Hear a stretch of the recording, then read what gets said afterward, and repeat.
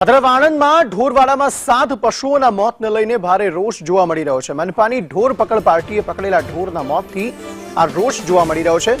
યોગ્ય વ્યવસ્થા અને ઘાસચારાના અભાવે મોતનો આક્ષેપ કરવામાં આવી રહ્યો છે। ગૌરક્ષકો અને પશુપાલકોએ ઢોરવાડામાં હોબાળો મચાવ્યો। ઢોર ડબ્બામાં સુપરવાઇઝરે કહ્યું મહિનામાં 7 પશુના મોત થયા છે, ત્યારે ગૌપ્રેમીઓએ ઘાસચારા અને વેટરનરી સારવારની માંગ કરી છે। મનપાના ડેપ્યુટી કમિશનર એસ.કે. ગરબાલાએ તેનો લૂલો બચાવ કરતા કહ્યું કે આ ગાય ઘાસચારો ખાતી નથી, તેમને એંઠવાડ જોઈએ છે। એંઠવાડ ખાવાથી ગાયના મોત થયા હોઈ શકે। ગાય દીઠ ₹5,600 એજન્સીઓને આપીએ છે તેવો તેમણે પોતાનો અને પાલિકાનો બચાવ કર્યો હતો। જી એલેક્સભાઈ, અહીંયા કેટલી ગાયો પકડવામાં આવી છે અને શું વ્યવસ્થા? 127 આશરે છે। અને શું વ્યવસ્થા છે ઘાસચારાની?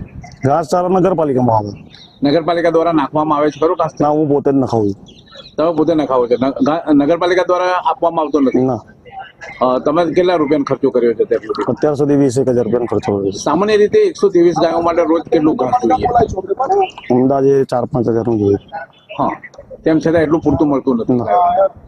અને કેટલી ગાયોના મૃત્યુ થયા છે અત્યાર સુધી? 7। નગરપાલિકા જે રસ્તેથી ગાયો ભરે છે એનો અમે પહેલા તો વિરોધ નથી કરતા। રસ્તા પર જો ઢોરું રખડતું હોય, ગાય માતા હોય તો બિનવારસી હોય, બિનમાલિકીને તમે એને પકડો એનો કોઈ વાંધો નથી, પરંતુ મહાનગરપાલિકા જોડે ગાયો પકડે તો છે પણ એને રાખવાની કોઈ વ્યવસ્થા છે નહીં। અહીંયા આગળ તમે જોઈ શકો છો, પાછળ પાંજરાપોળ છે, એની અંદર એક આખલો મરી ગયો છે, 2-3 ગાયો બેઠેલી છે, એક ગાય વિયાઈ છે અને એક ગાય હાલ ચક્કર ખાઈને પડી છે। અહીંયા આગળ ગાયને નાખવા માટે ચારાના પૈસા મહાનગરપાલિકા પાસે નથી। આ બહુ શર્મની વાત છે કે કોન્ટ્રાક્ટ આપવાના મહાનગરપાલિકા જોડે પૈસા છે પણ 100થી વધારે ગાયો અહીંયા આગળ પૂરી છે અને ખાવાનું આપવાના મહાનગરપાલિકા જોડે રૂપિયા નથી। તો મારે અત્યારે મહાનગરપાલિકાને એવું જ કહેવું છે કે જો તમારી પાસે ગાયો પકડવાની વ્યવસ્થા છે, ગાયને ચારો નાખવાની વ્યવસ્થા નથી, તો મહેરબાની કરીને ગાયો પકડવાનું બંધ કરે।